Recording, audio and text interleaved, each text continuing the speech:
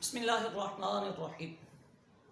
ہمیں کسی طالب العلم نے ایک ترکیب پوچھی تھی، فالطلبی ما یستدعی مطلوبا غیر حاصل وقت الطلب۔ یہ دروس البلاغہ کی میرا خیال عبارت ہے، اور جہاں خبر اور انشاء کی تقسیم ہوتی ہے تو جملہ انشائیہ یا انشاء کی دو قسمیں کی جاتی ہیں، ایک طلبی اور ایک غیر طلبی۔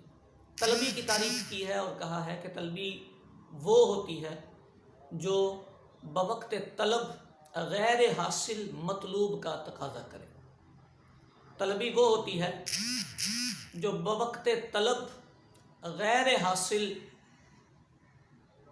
مطلوب کا تقاضا کرے، یہ اس کی تعریف ہے۔ ترکیب کرتے ہیں تو ترکیب میں بنیادی طور پر ایک بات عرض کرتا چلوں کہ ترکیب کرنے کے کچھ ٹپس ہیں۔ پہلے ہم تحلیل کرتے ہیں اور اس کے بعد اس کی ترکیب کرتے ہیں۔ تحلیل کا مطلب کیا ہوتا ہے؟ پہلے ہم عبارت کو کھولتے ہیں اور اس کے بعد پھر جوڑتے ہیں۔ مثال کے طور پر سب سے پہلے میں نے فا کو دیکھا تو لکھ دیا جی فا تفصیلیہ ہے۔ پھر میں نے طلبی کو دیکھا تو جملہ اسمیہ جو اسم سے شروع ہوتا ہے وہ اسمیہ ہوتا ہے، اسمیہ کا پہلا جز مبتدا ہوتا ہے، سو میں نے اسے مبتدا لکھ دیا۔ اب مبتدا کے بعد اس کو ہے خبر کی ضرورت۔ مبتدا کا جو پیئر ہے، جو دوسرا جز ہے، وہ خبر ہوتی ہے۔ اس کو خبر دینی تھی، میں نے نہیں دی اس کو خبر۔ میں نے اگلے لفظ کو دیکھا تو اس کو پیچھے جوڑا نہیں، ترکیب نہیں کی اس کی، اس کو میں نے وہیں چھوڑ کے اگلے لفظ کو دیکھنا شروع کر دی۔ یہ موصول ہے، اس کو بھی روک دیا میں نے۔ آگے ہے یستدعی۔ یستدعی فعل ہے تو فعل میں پورا صیغہ بتایا جاتا ہے۔ 5 چیزیں ہوتی ہیں: صیغہ، فعل، 6 اقسام، 7 اقسام اور باب۔ میں نے ساری چیزیں منشن کر دی۔ یہ فعل ہے۔ اب یہ فعل ہے تو یہ اس کا صلہ ہے، لیکن میں نے اس کو صلہ نہیں بنایا کیونکہ میں اس کو جوڑ نہیں رہا، ابھی روک کے میں نے اس کو فعل منشن کر دیا ہے۔ آگے یہ اس کا فعل کا مفعول ہے لیکن میں نے نہیں بنایا، اس کو میں نے لکھا ہے یہ موصوف۔ موصوف کے بعد آگے ہے یہ اس کا صفت، لیکن میں نے اس کو صفت نہیں بنایا۔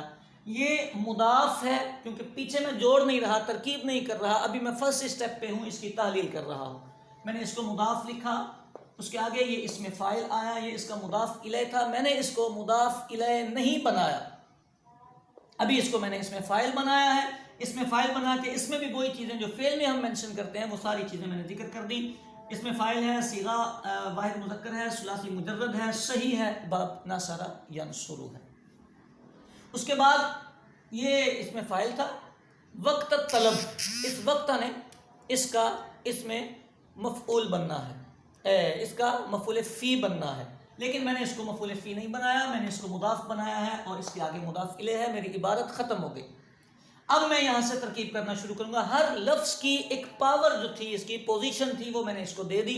جناب یہ مبتدا ہے، یہ اس میں موصول ہے، یہ فعل ہے، یہ موصوف ہے، یہ مضاف ہے، یہ اس میں فاعل ہے، یہ مضاف ہے، یہ مضاف الیہ۔ اب میں ترکیب شروع کرتا ہوں۔ ترکیب میں جوڑنا شروع کروں گا، اس مضاف کو مضاف الیہ سے جوڑ دوں گا، مرکب اضافی بنے گا۔ مرکب اضافی بننے کے بعد اب میں دیکھوں گا اس کے پیچھے جو لفظ ہے وہ اس کو کیا بنانے کا تقاضا کر رہا ہے۔ پیچھے والا لفظ اس میں فاعل ہے، اس میں فاعل اس کو اپنا مفعول فی بنانے کا تقاضا کر رہا ہے معنی کے اعتبار سے۔ میں نے اس کو مفعول فی منشن کیا، یہ اس میں فاعل تھا، اس میں فاعل چاہیے ہوتا ہے، فاعل دیا، اس کو ہوا ضمیر، اور یہ مفعول فی۔ اس میں فاعل اپنے فاعل اور مفعول فی سے ملا تو شبہ جملہ اسمیہ بنا۔ شبہ جملہ اسمیہ بننے کے بعد یہاں تک میری عبارت حل ہوئی۔ میں نے اس کو اور پیچھے جوڑنے کی کوشش کی تو اس کے پیچھے میں نے چیک کیا، مضاف میرے پاس موجود تھا، میں نے اس کو مضاف الیہ منشن کر دیا۔ مضاف اور مضاف الیہ کو جوڑا تو یہ مرکب اضافی منشن ہوا۔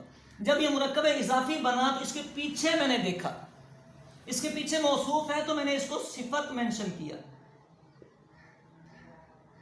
اب موصوف اور صفت دونوں کو میں جوڑ دوں گا تو یہ مرکب توصیفی بنے گا۔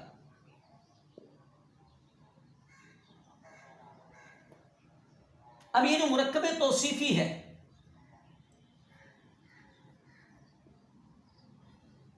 اس کے پیچھے کیا ہے؟ جناب اس کے پیچھے فعل ہے۔ اچھا، یہ فعل کا مفعول بن رہا ہے، حالت نصبی میں ہے۔ یہ فعل ہے کا مفعول بھی ہے۔ فعل کو فاعل چاہیے ہوتا ہے، ہوا ضمیر، اس کو فاعل دے دی۔ فعل، فاعل اور مفعول بہ ملا کے ہم نے جملہ فعلیہ بنا دیا۔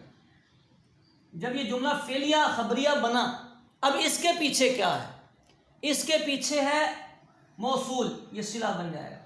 لیکن اب ہم جوڑ رہے ہیں پیچھے کی طرف، موصول اپنے صلے سے ہم نے جوڑ دیا، موصول اور صلہ دونوں ملے۔ اب اس کے پیچھے کیا ہے؟ اس کے پیچھے مبتدا ہے، اس کو بنا دیں خبر۔ اب مبتدا اور خبر کو جوڑیں گے تو جملہ اسمیہ، یہ جملہ اسمیہ بنے گا۔ یہ بڑی مختصر سی اور آسان لفظوں کی بات ہم نے بیان کی ہے۔ یہ ترکیب ایسے ہی حل کرنی چاہیے۔ اس کا فائدہ کیا ہوتا ہے؟ پھر کسی ترکیب میں ہم یہ عرض کریں گے کہ یہ آپ کے معنی یا ترجمہ کرنے کے اصول کو بھی آسان کرتی ہے۔